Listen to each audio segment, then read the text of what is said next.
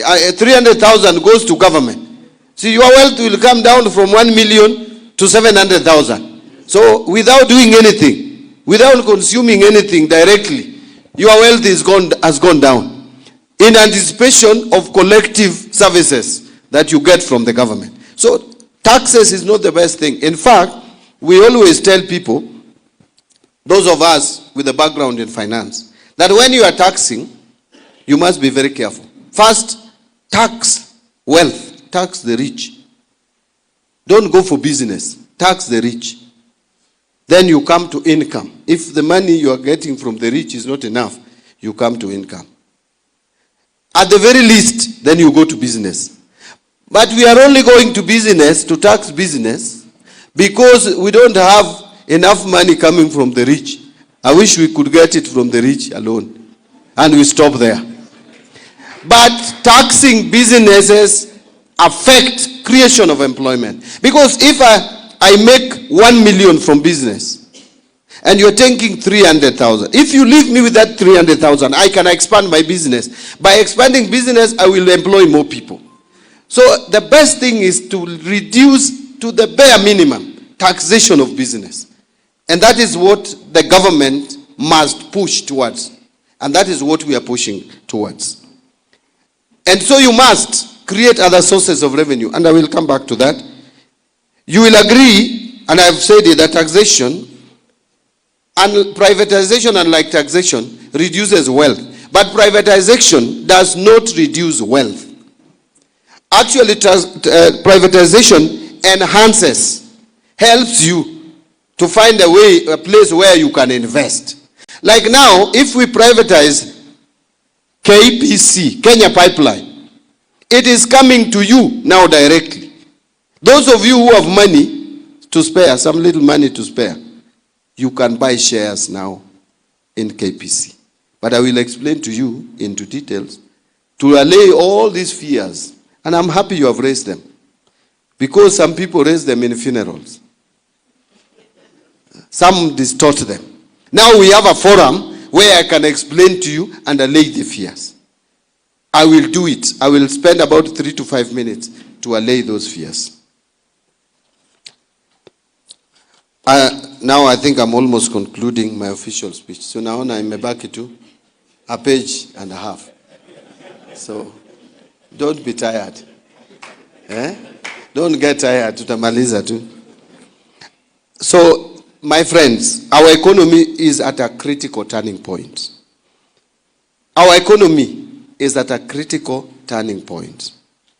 And to sustain the economic achievements that we have realized this far, both from a macro and fiscal perspectives, like inflation, like interest rates, like currency stabilization, like GDP growth, we must turn to innovative financing mechanisms to fund infrastructure and public service projects.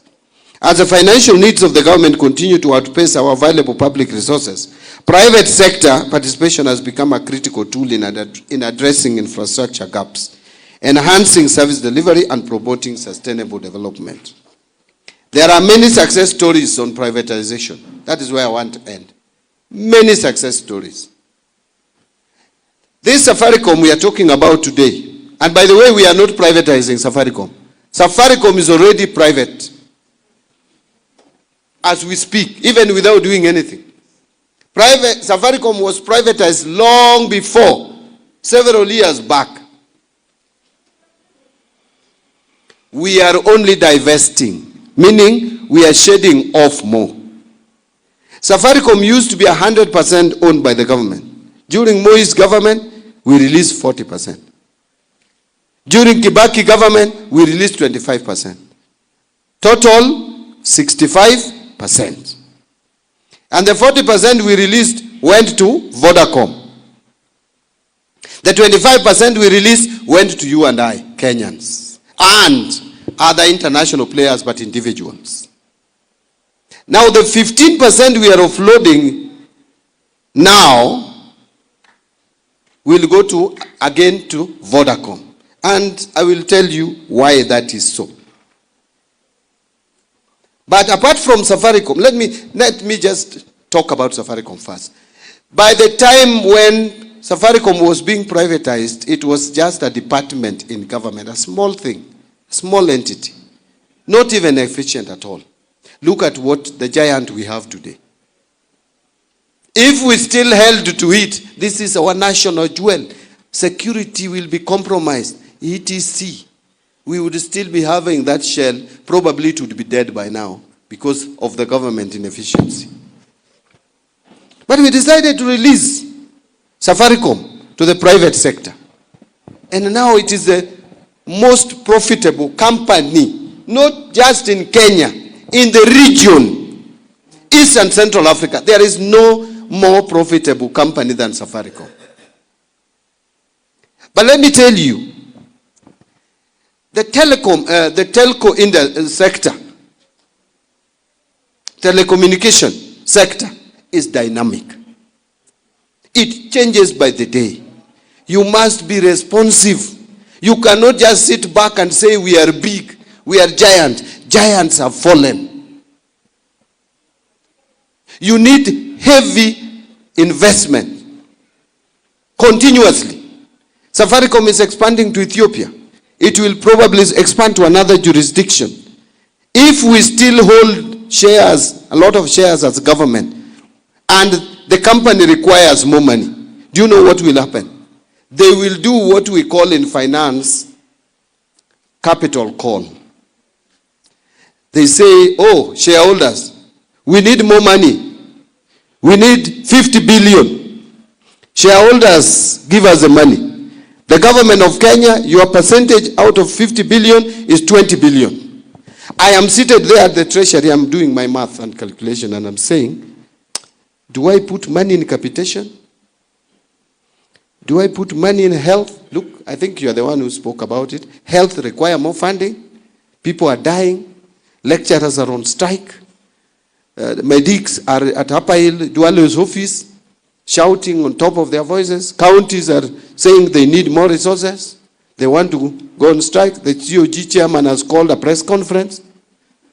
Our staff want. So you're asking, do I put money in schools or do I put money in Safaricom? Do I put money in health or do I put money in Safaricom? The decision will be, I have not enough money. I will only put money in schools. I'll put money for lecturers' pay. You Safaricom inaweza ngoja. But the law in business is this. Once a company makes a call and you are not able as a shareholder to meet your part of the bargain, the other partners will come in and will buy your shareholding, whether you like it or not. And by the end of the day, our capital will dilute, whether we are ready for it or not. And we will not even get a shilling. They will take it for free. It has happened with KCB before. Kenya Commercial Bank. Our shares as a government was diluted by other shareholders because we were not able. So if you insist in keeping too huge shareholding in a progressive company like Safaricom, you are risking, my friend. And that is what some of these people are not telling you. Either because they don't know, or even if they know, they want to play politics with something so significant. And don't tell me why hasn't it happened before. If it has not happened before, it does not mean it will not happen. If you are what you are sold, sitting in an office, you must be progressive in thinking. And I've told you it has happened with the KCB. Why can't it happen with Safaricom? And the Safaricom is expanding. They will need more resources to invest. Then we need to release some of the shares so that we don't retain so much share ownership. Secondly, even with the 20%, if this company is going to be run even much better and make more profit, we can get more dividend than we are getting with 35%. When we held 100% of shares in Safaricom, how much dividend were we getting? Ilikuwa kidogo sana. Saa hii with only 35%, we were getting about 16 billion per year. What makes you think we cannot even get 20 billion per year with 20% shareholding if the company is run properly? And we will have also received 240 billion. Let me say 204. because 40 is a dividend in advance. 204, and we are giving up how much per month, per year? We are giving up about 6 billion, 7 billion per year. How many years will it take you to recoup your 204? 30. That is, you have not even factored the time value of money, because 200 billion received today is not the same 200 billion we will be receiving in tranches kidogo kidogo as we go forward. Now, that is what we are trying to do. And when we get this money, and I will explain to you where this money is going. But before, there are concerns about data protection, about our security as a country. The operations and decisions of security, data protection is not governed by shareholders. Even right now, we only own 35%. But the government still controls. The law of Kenya still dictates how our data is protected. The data protection is protected by law. Data protection is not a function of share ownership where you go and sit and decide, now we can release the data. No, the rules, regulations, the legal framework of the country is what dictates data. Let me ask you about Airtel. Is Airtel not doing the same thing as Safaricom? It's only that Safaricom is bigger. They also have your data. Are your data not protected? Those of us who have Airtel lines. Why is it protected, yet Airtel is 100% foreign owned? The government has 0 shares in Airtel. The people of Kenya have 0 in Safaricom. It is owned by foreign investors. And it has our data almost the same way Safaricom has our data. So whoever is telling us about that, our data will be exposed, you don't understand how this thing works. The data protection is protected under the Data Protection Act. There is a communication authority. Even when Safaricom participates in the electoral process by relaying the information to Bomas of Kenya, it is not the government shareholder who decides what they should do. It is the law, the regulations, the rules, and the engagement that IEBC has with the company. And we are protecting this company even with this divestiture. The ownership, the management is still going to be Kenyan. It is a Kenyan citizen who is going to be the CEO. The board membership of 2 is going to be maintained. All independent board members will still be Kenyan. So there is nothing we are losing here. Let me now come to a conclusion on how are we going to use this money.